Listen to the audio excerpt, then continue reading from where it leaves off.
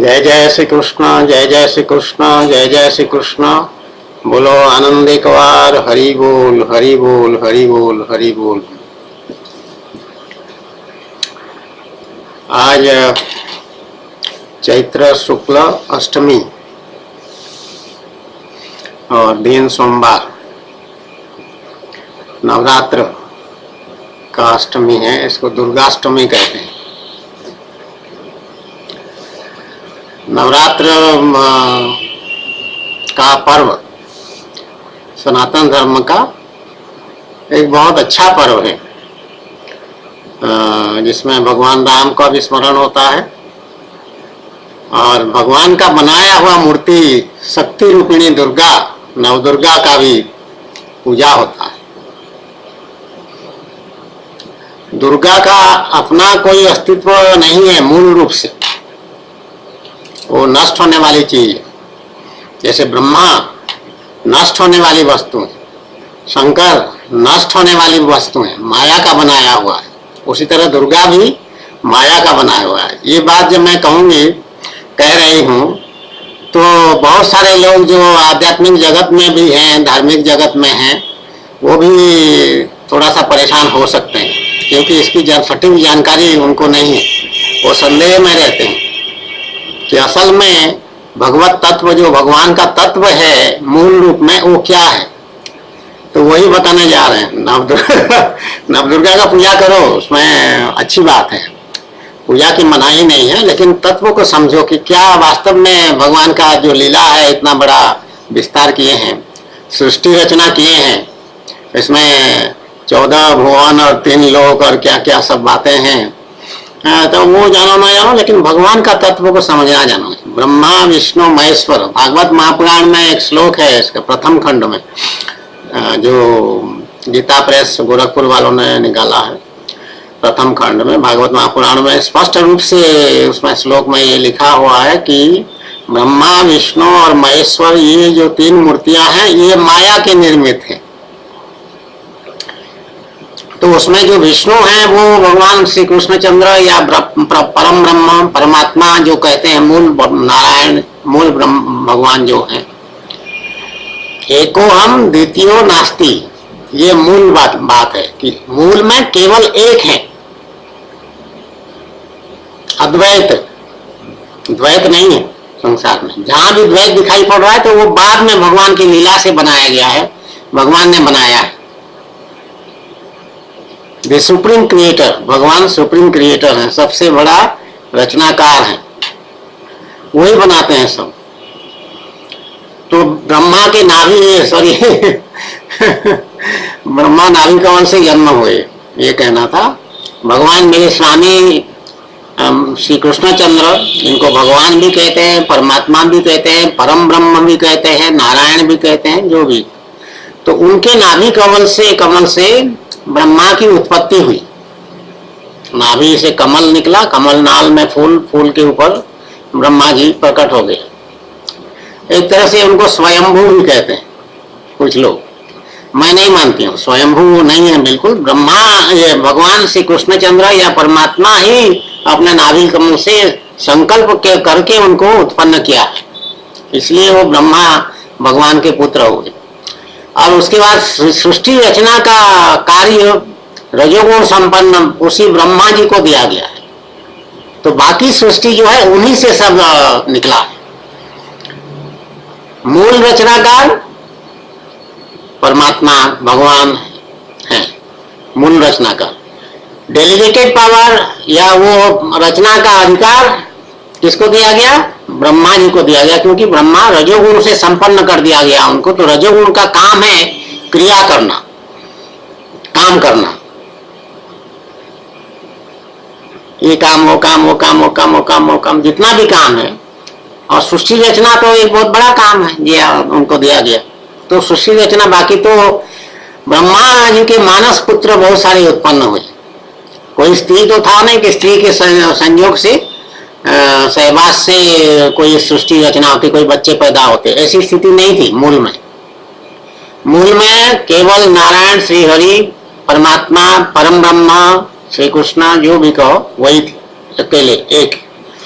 और उनके नाभि कमल से ब्रह्मा हुए। ब्रह्मा से सृष्टि रचना की जिम्मेदारी उनको दी गई, उनको आदेश दिया गया कि आप सृष्टि रचना करो और सृष्टि बढ़ाओ। तो मानस पुत्र बहुत सारे उत्पन्न किए। मानस पुत्र जो उत्पन्न किए, तो मानस पुत्रों को ब्रह्मा ने आदेश दिया कि तुम लोग सृष्टि रचना करो। तो सृष्टि रचना करने के बजाय वो भगवान के ध्यान में मगन होकर के आप मजे में बैठे हुए, क्योंकि उसी में आनंद है।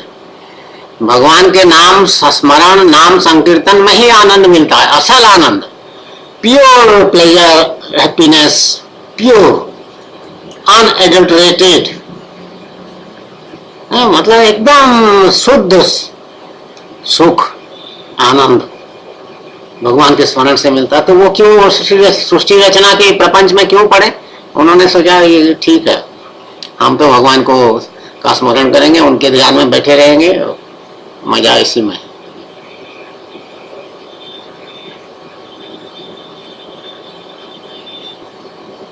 तो ब्रह्मा से शंकर 11 रुद्र, शंकर भगवान जो है असल में उनका नाम रुद्र है, और ये 11 रुद्र प्रकट हुए, पैदा किए हैं ब्रह्मा। तो इस प्रकार से शंकर भगवान जो है वो ब्रह्मा के पुत्र हुए। तो ये तीनों में कौन श्रेष्ठ है, ये प्रश्न उठता है, और कब शास्त्रों में भी ये बात आया है, और व्यवहार में भी देखने को मिलता है कि एक तनाव या संघर्ष या झगड़े की स्थिति रहती है वैष्णवों में और शिव भक्तों में। ब्रह्मा जी के भक्त बेचारे तो बहुत कम लोग होते हैं, उनका कोई झगड़ा वगड़ा की बात नहीं है, लेकिन इन दोनों में होता है शिव भक्त और विष्णु भगवान के भक्त। और दोनों का नियम यह है कि जो शिव भक्तों से द्वेष करेगा उसको विष्णु भगवान पसंद नहीं करते, और जो विष्णु भगवान से द्वेष करेगा उसको शिव भगवान, शंकर भगवान पसंद नहीं करते। इस तरह से वो बैलेंस करते हैं। आप दोनों को अपने अपने भक्तों को समझा रखेंगे, देखो खबरदार विष्णु भगवान का अनादर मत करना, विष्णु भक्तों का अनादर मत करना, क्योंकि सबसे बड़ा विष्णु भक्त कौन है? शंकर भगवान तो वो दोनों एक दूसरे को सपोर्ट किए हुए हैं और पकड़े हुए हैं। ये सृष्टि में भगवान श्री नारायण जिसको कहते हैं परमात्मा का ये लीला है, सब ऐसी व्यवस्था करना सब उनका। तो ऋषभ देव जी जो थे, जिनको जैनियों ने अपना सबसे पहला गुरु माना है मेरी जानकारी में, तो ऋषभ देव जी भागवत महापुराण में उनका पूरा जीवन चरित्र है भागवत महापुराण में, और वो हमारे सनातन धर्म के भगवान के अंशावतार माने गए हैं, पक्का अंशावतार। उनके 100 पुत्र थे, जिसमें भरत भी थे, जिनके नाम भारतवर्ष हुआ, ऐसा भी आया। और वो परम ज्ञानी थे, उनको क्योंकि भगवान के अंशावतार हैं, तो इसलिए अज्ञानी होने का प्रश्न नहीं उठता है, या अल्पज्ञ होने का भी प्रश्न नहीं उठता है। अल्पज्ञ तो मनुष्य होता है, तो वो परम ज्ञानी पूर्ण भगवान थे, तो उनका अंशावतार माना गया है। तो वो इस बारे में विशेष रूप से उल्लेख किए हैं भागवत महापुराण में, उनकी जीवनी में ये आता है कि मुझसे अगर ये पूछा जाए कि इन तीनों में कौन श्रेष्ठ है, तो इसलिए भगवान परमात्मा परम ब्रह्म जिनको कहते हैं वो तो सबसे श्रेष्ठ है, सबसे पहले वही है। उसके बाद ब्रह्मा है, क्योंकि उनके पुत्र है ब्रह्मा, और ब्रह्मा के पुत्र क्योंकि शिव है, इसलिए शिव तीसरे नंबर पर है। इनका आपस में जो प्रोटोकॉल कहते हैं, या कौन किसको नमस्कार करेगा, ये बात जब आता है, तो इस तरह से वो उनका पीढ़ियां बनी हुई है। तो शंकर जी भगवान ब्रह्मा को नमस्कार करेंगे, ब्रह्मा जी परमात्मा को नमस्कार करेंगे। तो जब भी कोई समस्या होता है, जैसे भगवान श्री कृष्ण का अवतार होना था, तो धरती माता गाय बन करके किसके पास गई? ब्रह्मा जी के पास गई। शंकर भगवान थोड़ा सा मतवाले हैं, वो गांजा भांग ये सब शराब ये सब भी सेवन करते हैं, तो राख को लपेट करके बैठे रहते हैं, शराबी कबाबी जैसा बने हुए दिखते हैं, अंदर से ऐसे नहीं लेकिन उनको तमोगुण का काम दिया गया है, तमोगुण सब उन्हीं के पास है, इसलिए वो तमोगुणी व्यवहार करते रहते हैं, लीला करते हैं। असल में मूल ऐसा नहीं है स्वरूप, मूल स्वरूप उनका बिल्कुल शुद्ध अबुद्ध मुक्त, क्योंकि मेरे स्वामी का अंश है, तो वो खाली ये तीनों आपस में लीला करते रहते हैं।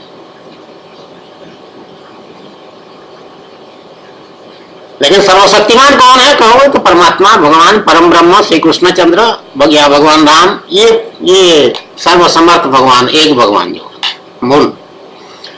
तो ऋषभदेव जी ने इस बात को स्पष्ट कर दिया है कि ये इस तरह से इनका क्रमावली बनता है, परमात्मा, उसके बाद ब्रह्मा, फिर उसके बाद शंकर। तो दुर्गा कहां से आई? दुर्गा का निर्माण विशेष उद्देश्य से हुआ। ये लोग सबको वरदान देते रहते थे, खास करके ब्रह्मा और शंकर जी। इनको मजा आता है वरदान देने में। बेचारा कोई पूछ तो रहा है, कोई पूजा कर रहा है उनका। शंकर तो आशुतोष इसलिए कहते हैं, शंकर भगवान को आशुतोष है। और डीके पंडा को भी ध्यान योग पूरा सिखा दिए और सिद्ध कर दिए पूरा। उन्हीं का मंत्र से ध्यान योग शुरू हुआ। एक स्वामी राम है, ऋषिकेश में थे, जो देहरादून में विली ग्रांट में मेडिकल कॉलेज बनवाए हैं। वो अमेरिका में उनका मुख्यालय था, स्वामी राम। उन्होंने ये मंत्र दिया था शिव जी का, और ध्यान योग का अभ्यास करने वो सिखाए वही थे, लेकिन सिखाए सिद्ध किए हैं भगवान शंकर स्वयं उपस्थित रह के सारा अभ्यास कराए हैं और सब चीज सिखाए। तो ये सबको वरदान देने में एक्सपर्ट बने हुए थे। तो चाहे असुर हो चाहे राक्षस हो, जो भी अपना ध्यान कर लिया, एक टांग में खड़ा हो गया, ये तो बहुत कष्ट सह सकते हैं असुर लोग, कठिन तपस्या करते हैं, चाहे हिरण्यकशिपु हो चाहे जो भी हो सब। तो वरदान देते रहते थे और वरदान लेकर के वो उत्पात मचाना शुरू कर देते थे कि कोई मार नहीं सकता है, कोई आदमी नहीं मार सकता है, देवता नहीं मार सकता है। इस तरह से इसमें शर्तें रहती थी। तो ऐसी शर्तों को देखते हुए दुर्गा जी का निर्माण हुआ। कहा कि दुर्गा जी जो है यही मारेगी, ये पुरुष भी नहीं है और ये भी है, वो भी है, हाथ में सारे अस्त्र शस्त्र जो है उसको, सारे देवी देवता का आदेश हुआ सबको, इसको सब दे दो सब। तो दुर्गा जी को सुसज्जित किया गया और महिषासुर वध करेंगे दुर्गा दुर्गा महिषासुर वध करेंगे। तो दुर्गा का निर्माण इस तरह से भगवान ने किया है। तो इसलिए भगवान का बनाया हुआ। जब सर्ग और प्रलय की बात आता है, चतुर्युगी, सत्ययुग, त्रेता युग, द्वापर युग और कलयुग, तो जब भी महाप्रलय जब होता है तो ये सब नष्ट हो जाते हैं। ब्रह्मा की भी सीमित आयु है, शंकर की भी सीमित आयु, ये दुर्गा की तो सीमित आयु है। सब ये सब नष्ट हो जाते हैं, केवल एक परमात्मा परम ब्रह्म भगवान श्री कृष्ण वो बचते हैं। और वो फिर अपना महासर्ग उनका शुरू होता है। इस तरह से दुर्गा जो है वो विशेष उद्देश्य के लिए बनाए हुए हैं। लेकिन भगवान उनको वरदान दे दिए, ये आशीर्वाद दे दिए उनको कि ठीक है तुम्हारी पूजा होगी। और कहाँ कहाँ तुम्हारा धाम बनेगा, पीठ बनेगा, शक्तिपीठ, जैसे कामाख्या में शक्तिपीठ। डीके पंडा गया है, कामाख्या दर्शन करने गया है। वहां योनि स्वरूप शक्ति का पूजा होता है। शक्तिपीठ एक पहाड़ के ऊपर है, बहुत मन घूम घूम के जाना पड़ता है। डीके पंडा धार्मिक प्रवृत्ति का बचपन से रहा है। भगवान ने कहा ना, भगवान कहा तुम अपना बचपन याद करो। तुम क्या कहते हो 1991 में तुम्हारा साधना शुरू हुआ, तुम्हारा साधना में बचपन से तुम्हारा शुरू करा रखा हूं, तुमको याद करो, सब याद आ जाएगा तुमको। तो याद किया तो सब याद आ गया। कटक में चंडी देवी, कामाख्या में योनि स्वरूप शक्तिपीठ। तो ये जो सती थी भगवान शंकर की धर्मपत्नी पार्वती से पहले वाली, जब दक्ष यज्ञ में शंकर भगवान का अपमान हुआ तो सती जो है अग्नि में प्रवेश करके अपनी आहुति दे दी। तो शंकर भगवान पगला गए और फिर उसके बाद वो तांडव किए और सब उनके जो गण थे वो जाकर के वहां उधम मचाए, मार पीट दाढ़ी उड़ी नोच दांत तोड़ सबको हालत खराब कर दिए। तो उसमें फिर सती जी को लेकर के, सती जी की लाश को जिसको कहते हैं शव को लेकर के कंधे पे ये अपना तांडव करने लग पड़े शंकर जी बड़ा भयंकर। तो सब लोग डरे घबराए, कह रहे हैं इसको संभालो। तो संभालो तो भगवान उसका फिर कहे कि ऐसा इसके जो ये सबको लेकर के कंधे में नाच रहा है, वो सब को टुकड़े टुकड़े करके खत्म कर दो, सब गिर गिर जाए इधर उधर, तो इसका फिर नाचना बंद हो जाएगा, ठीक हो जाएगा। ऐसा कुछ है। मैं पहले पढ़ी थी, अभी पूरा ठीक से याद नहीं है, लेकिन जितने याद है उतने ही बता रहे। तो वैसे ही हुआ, तो उसमें कुछ अंश कहीं गिरा, कुछ अंश कहीं गिरा, तो वो कामाख्या में भी एक अंश गिरा उसका। तो इस जहां जहां गिरा वो सब पीठ बन गए, शक्ति पीठ बन गए। उसके बाद भगवान श्री कृष्णचंद्र का जो जन्म का वृतांत है, जेल के अंदर मथुरा में जो जन्म का लीला किए भगवान। भगवान अजन्मा है, जन्म नहीं होता है भगवान का, लेकिन अवतार लेते हैं तो लीला करते हैं जन्म होने का। तो देवकी उसके लिए निमित्त बनाए भगवान, देवकी को सम्मानित किए एक प्रकार से, एक प्रकार से नहीं, पूरी तरह से देवकी का देवकी सम्मानित हुई। उसी के गर्भ से भगवान प्रकट हो रहे हैं, ऐसे सबको जग जाहिर हुआ। और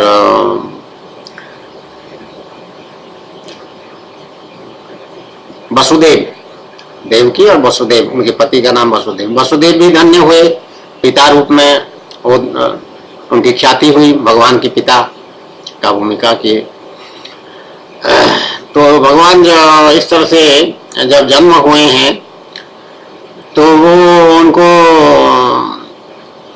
जाके छोड़ाए यशोदा माता के पास, और वहां से यशोदा की लड़की को उठा के ले आए, नवजात शिशु लड़की बेटी यशोदा की, उसको ले आए। श्री कृष्ण की जगह भगवान जेल में अपने पास रख लिए, देवकी को दे दी।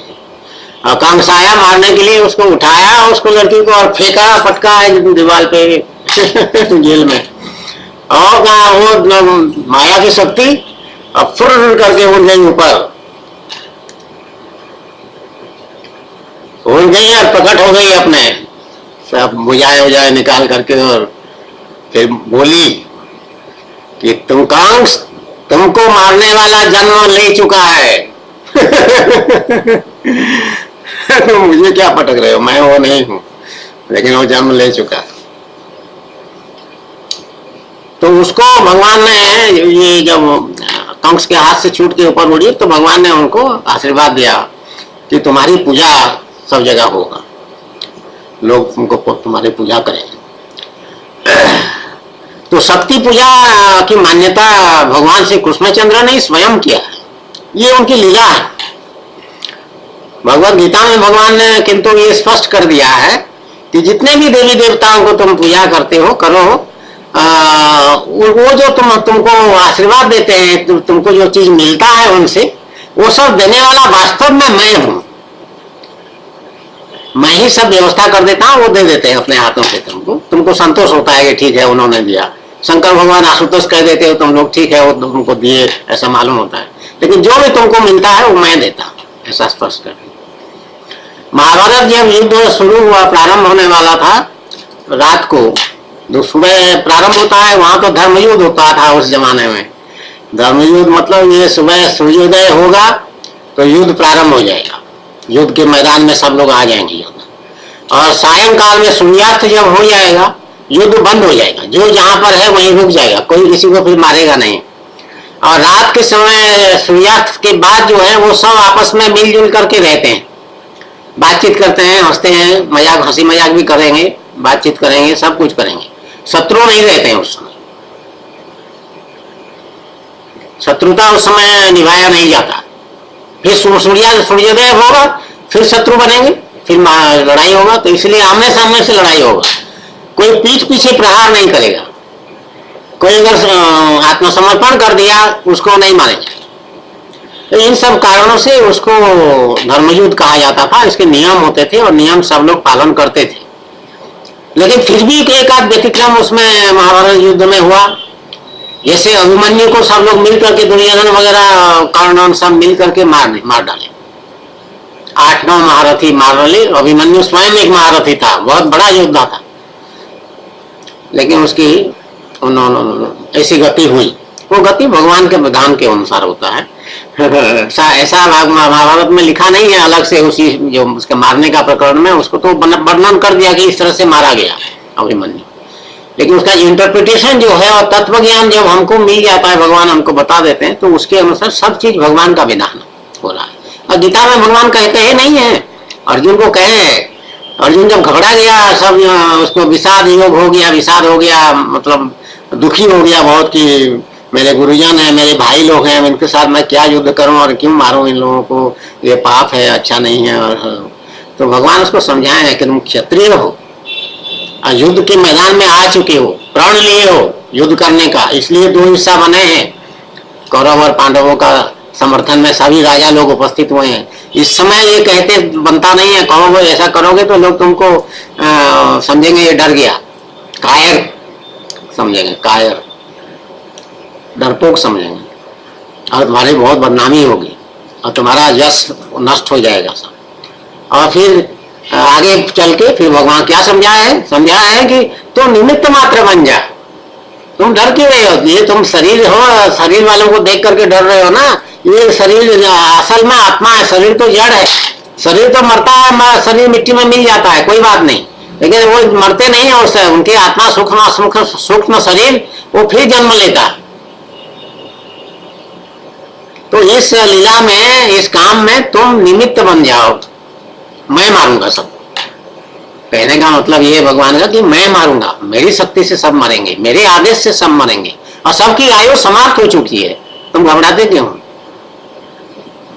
तो महाभारत युद्ध प्रारंभ होने से पहले भगवान अर्जुन को खास करके बुला करके उनको आदेश दिया, स्वयं भगवान ने कहा उसको चुपके से, अलग से, कि तुम दुर्गा जी की प्रार्थना करो, दुर्गा जी को आह्वान करो, दुर्गा जी को की उपासना करो, स्तुति करो, आह्वान करो, और उनसे वरदान मांगो युद्ध के विजय के लिए।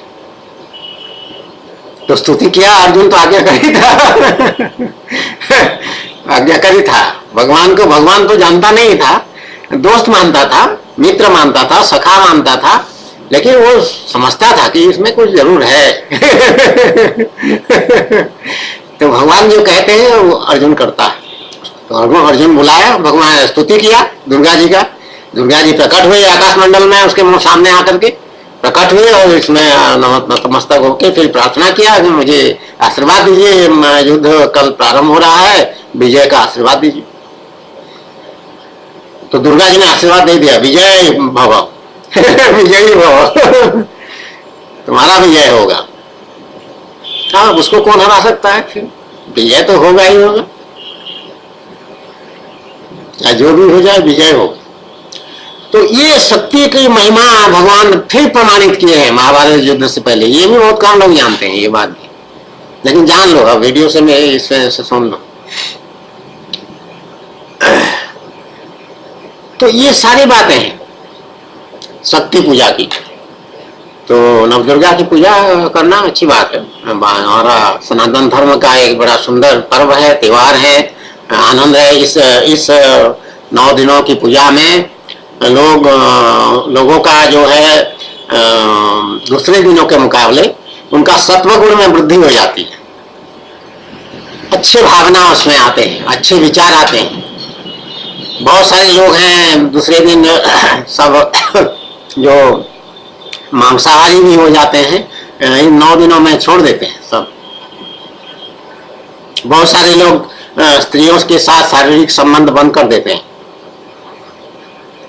और जो भारतीय वेशभूषा, धोती कुर्ता इस तरह से पहन के, टीका चंदन लगा करके, माला वाला सब पहन करके पूजा अर्चना भगवान देवी का और भगवान का करते हैं, और संयम में रहते हैं। संयम की महिमा सनातन धर्म बताता है, दूसरे धर्म नहीं बताता है। वो तो कहते हैं क्या, इस्लाम वाले जो व्यवहारिक जगत में देखने में आया है, हम पुलिस अफसर रहे हैं ना, तो ये कम्युनल राइट्स, खासकर उत्तर प्रदेश में हमारा कैडर है, उत्तर प्रदेश में हमारा हम सेवा किए हैं, तो हम जानते हैं यहाँ कम्युनल राइट्स जिसको कहते हैं सांप्रदायिक दंगा। हर अल्टरनेटिव ईयर में, हर एक साल छोड़ के दूसरे साल, हर यहाँ पे नियम था इलाहाबाद प्रयाग में दंगा होना। वो जिहाद की बात करते हैं, कहते हैं ये कोई क्या काफिर है, इनको मार डालो इस तरह की कुछ, तो वहां मारने कुटने की बात करते हैं, संयम की बात नहीं करते हैं। वो तो अपना अस्त्र शस्त्र जो है लोहा वहा के जो बना करके रखते हैं, तैयार करके धार लगा करके तेज करके हमेशा उनके पास रहता है, ऐसा सुना है। बम बनाने में एक्सपर्ट होते हैं, चाहे क्रूड बम हो चाहे सोफिस्टिकेटेड बम हो, दोनों तरह का जो रिमोट कंट्रोल से जिसको एक्सप्लोड किया जाता है, फोड़ा जाता है, सब में एक्सपर्ट है। लेकिन सनातन धर्म संयम की बात करता है, संयम की महिमा की बार बार बात करता है। इंद्रिय संयम करो, अपने को कंट्रोल में रखो, मन का संयम करो, मन को चंचल होने मत दो, भगवान की पूजा करो, उधर मन लगाओ, तो ये विघटनकारी बातों से मन हट जाएगा। हिंसा से बाद अहिंसा का अभ्यास करो। जैनियों ने एक मंत्र ले लिया अहिंसा का सनातन धर्म से और कह दिया कि हमारा ये सब कुछ है अहिंसा। अहिंसा बहुत बड़ी बात है। तो ये सनातन धर्म की महिमा है, संयम।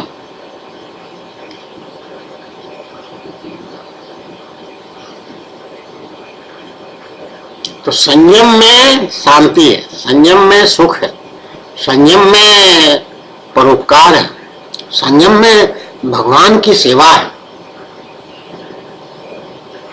संयम में शुद्धता है, पवित्रता है, दिव्यता है।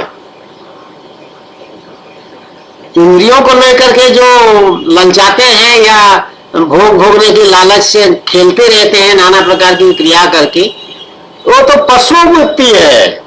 पशु पक्षी भी यही काम करते हैं। पशु पक्षी को देखो, थोड़ी देर उनको खाली ऐसे वॉच करो, थोड़ी देर खाली देखते रहो। कोई गाय है या कुत्ता है या जो है बिल्ली है, जो भी है, बिल्ली तो छूट जाती है जल्दी, कुत्ता और गाय दिखाई पड़ते हैं, घूमते रहते हैं। तो ध्यान से देखो क्या करते क्या है। हमेशा गाय जो है वो ऐसे चरने की मुद्रा में रहेगी, कुछ ना कुछ मुंह से कहीं ढूंढती रहती, सुन करके ढूंढते हैं, कुछ मिला तो उसको खा जाते।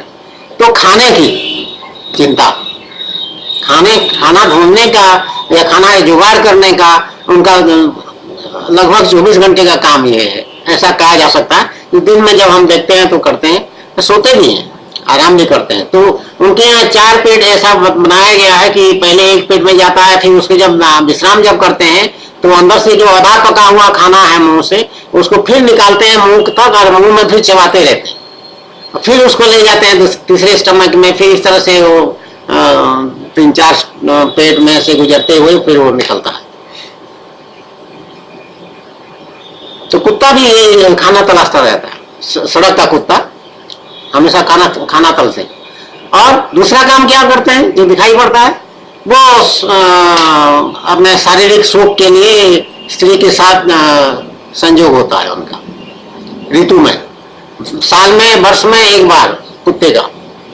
और गाय का या बैल सांड का जो है वो जब गाय का ऋतुस्राव होता है, इस तरह का कुछ कहते हैं, वो एक बार होता है, हमेशा नहीं रहता है। फिर गर्भवती हो जाती है, फिर उसकी छुट्टी 1 साल की छुट्टी होगी।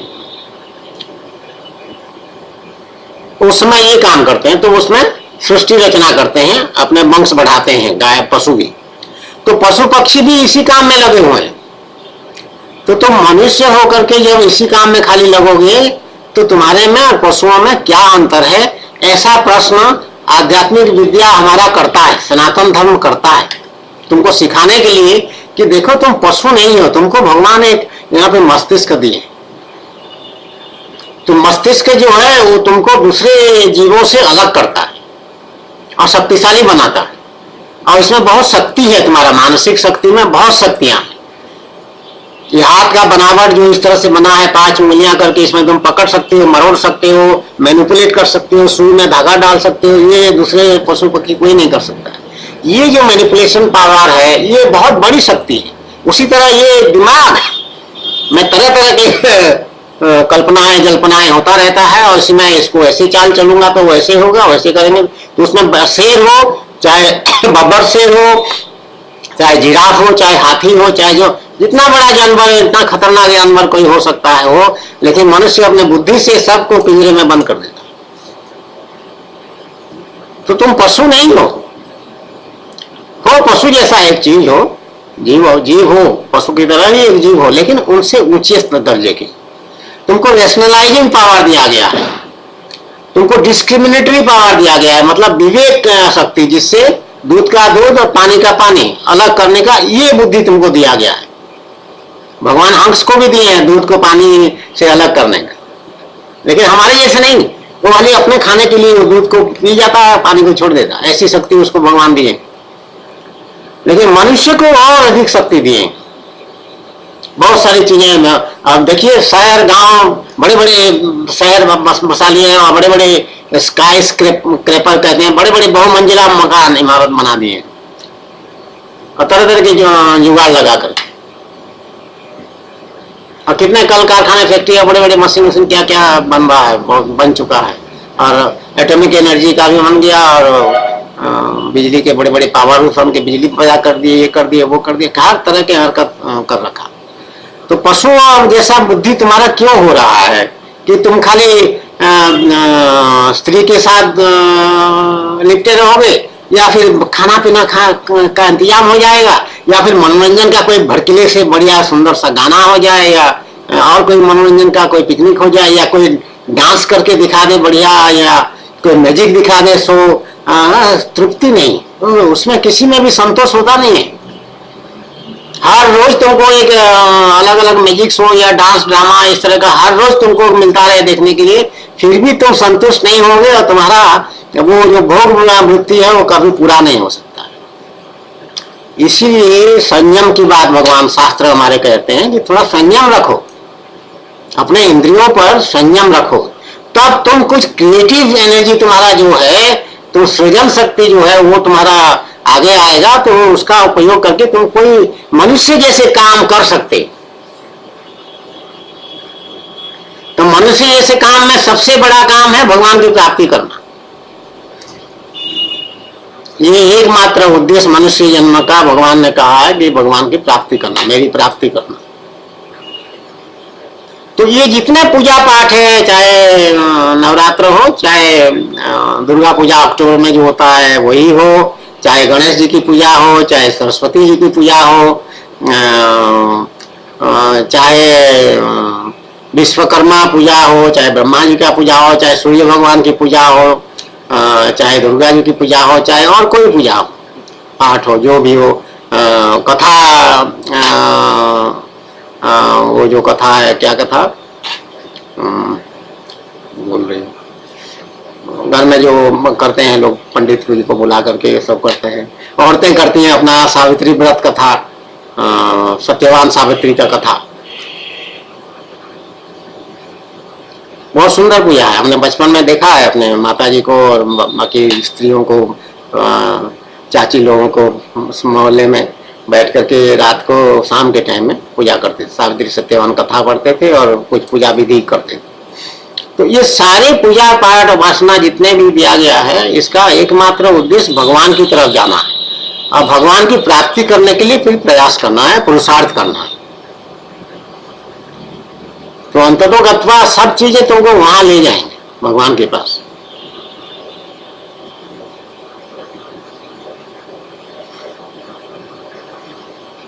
सत्यनारायण कथा सत्यनारायण कथा करते हैं ना, बहुत बढ़िया चीज है। या सुंदरकांड का आजकल बहुत प्रचलन है उत्तर प्रदेश में खास करके, क्योंकि वो मानस लिख दिए तुलसीदास, सब लोग उसी में है, और वाल्मीकि रामायण को कोई देखते नहीं है यहाँ पर उत्तर प्रदेश में, वो सब रामचरित मानस में है।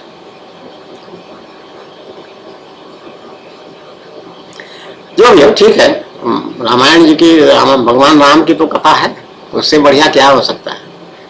तो उसी में सुई जानत गेहूं दही जनाए, जानत तुम ही हो ही जाए।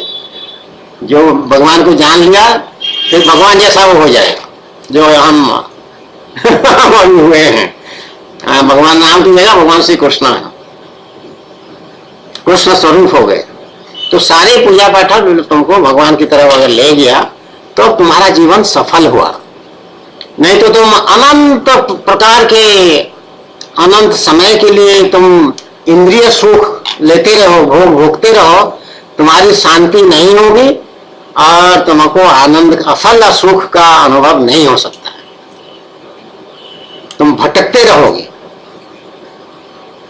और कुछ करने से हो जाता, और कुछ करने से हो जाता, और कुछ करने से। मुझे याद है ये डीके पंडा बेचारा जो है वो ज्यादा एक्सट्रोवर्ट नहीं था, बीच वाला था, बहुत इंट्रोवर्ट भी नहीं था, अंतर्मुखी। इंट्रोवर्ट मतलब अंतर्मुखी, बहुत अंतर्मुखी नहीं था, बहुत बहिर्मुखी भी नहीं था, बीच में था।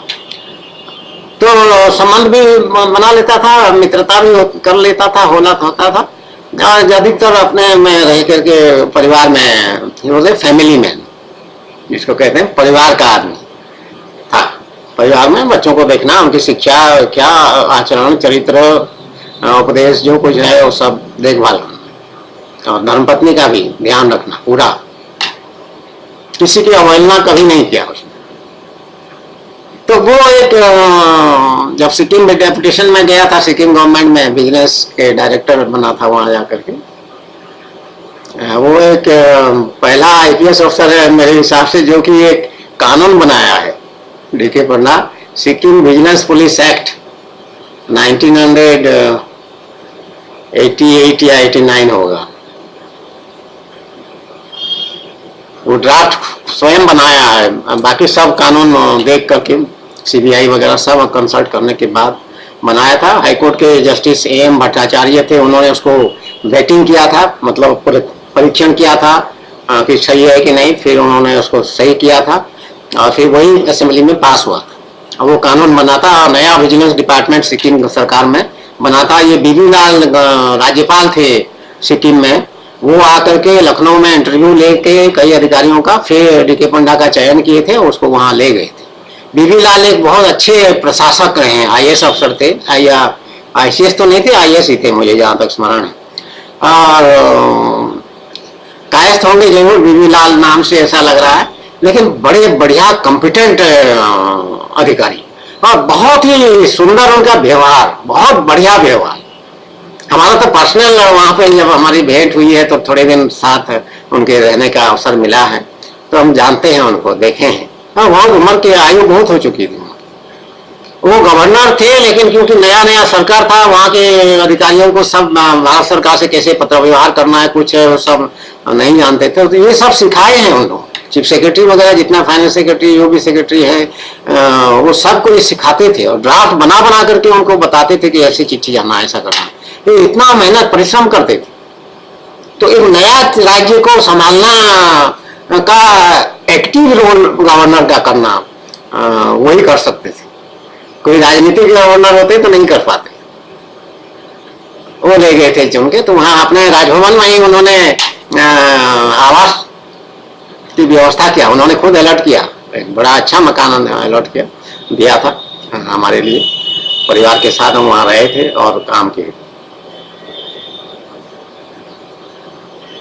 तो संयम की शिक्षा सनातन धर्म देता है, संयम से ही तुम्हारा कल्याण होगा और भगवान की प्राप्ति एकमात्र उद्देश्य है। इसको तुमको आज नहीं तो कल मानना पड़ेगा। आज ना मानो कोई बात नहीं, लेकिन कल मानना पड़ेगा, कल नहीं तो परसों मानना पड़ेगा, एक ना एक दिन मानना पड़ेगा। ये यथा माम प्रपद्यन्ते ताम तथैव भजाम्यहम्।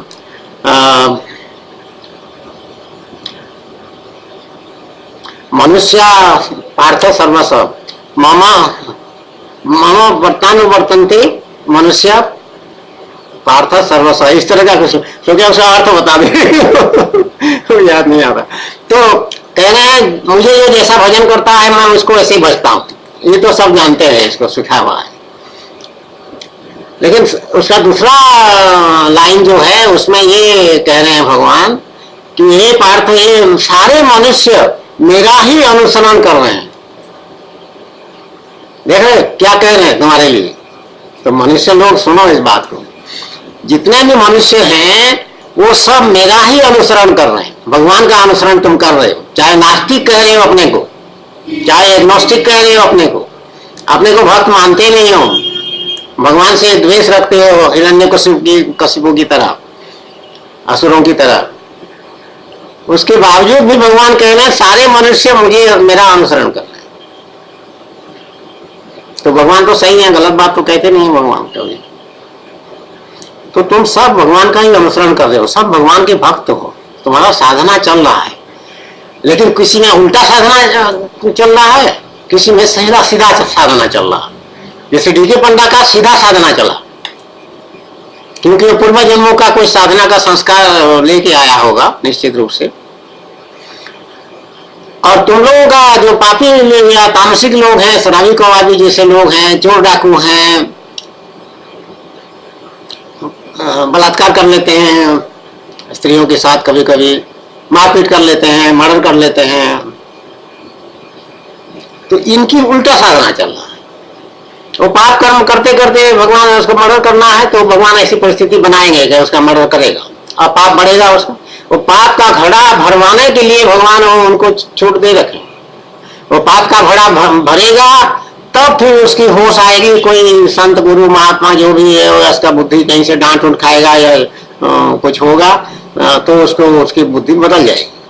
जब बदल जाएगी तो फिर सीधे रास्ते में फिर वो चलना शुरू करेगा।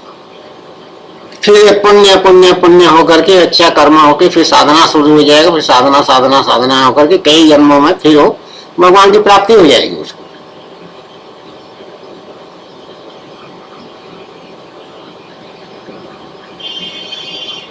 तो ये सनातन धर्म की ये महिमा है। इसीलिए भगवान का जो चरित्र है 10वां स्कंद भागवत महापुराण में, जिसमें उन्होंने कितने असुरों को मारा है। कंस बेचता था, भगवान उसको मार डालते थे तो मारना बोल के नहीं कहा गया है कहीं, भगवान मार डालते थे ऐसा शास्त्र में नहीं कहा गया। जो पहले असुरनी आई कौन थी? पुतना। पुतना पहले आई, सबसे पहले एकदम भगवान शिशु अवस्था में है, वो चली आई अपना जहर पिलाने के लिए भगवान को इंतजाम करके चली आई, कंस ने भेजा। तो क्या शास्त्र में क्या लिखा है? उसकी परम गति हुई, भगवान के धाम में चली गई वो मरने के बाद।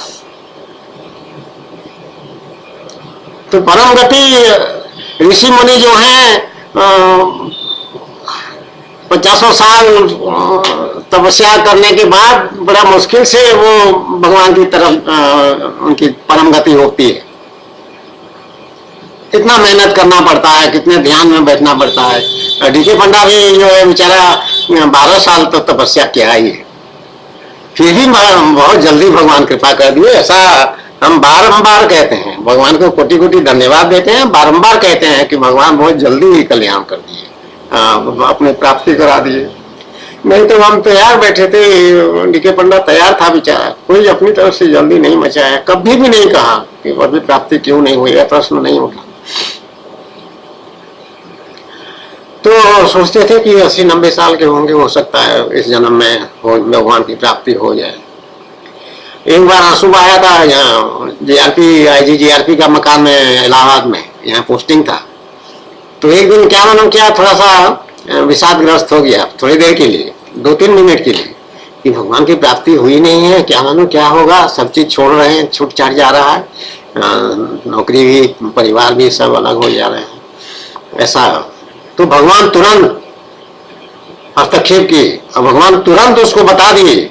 दर्शन तो देते नहीं थे उस समय योग्यता हुई नहीं थी दर्शन की, तो लेकिन बता दिए, स्पष्ट रूप से बता दिए, क्यों चिंता करते हो, तुम जो साधना कर रहे हो उसको करते जाओ पूरे उत्साह के साथ, और तुम्हारा इसी जन्म में मेरी प्राप्ति हो जाएगी।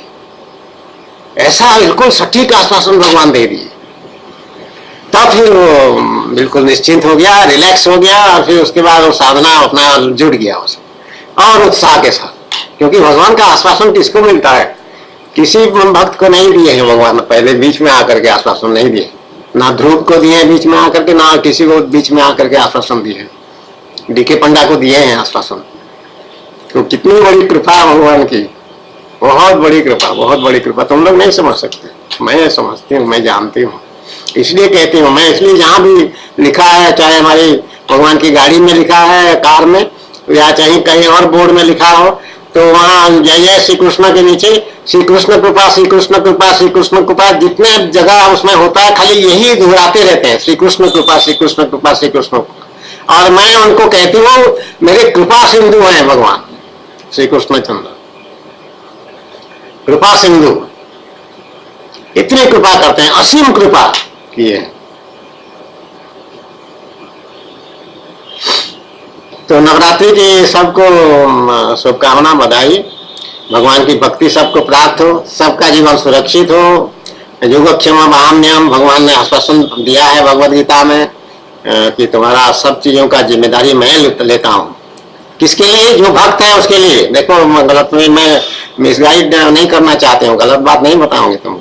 तुम भक्ति करोगे तो भगवान की सुरक्षा में रहोगे, भक्ति नहीं करोगे तो भगवान, तुम अपने को स्वतंत्र मानते हो तो स्वतंत्र रहो, भगवान के विधान फिर भी तुम्हारे ऊपर लागू होता रहेगा।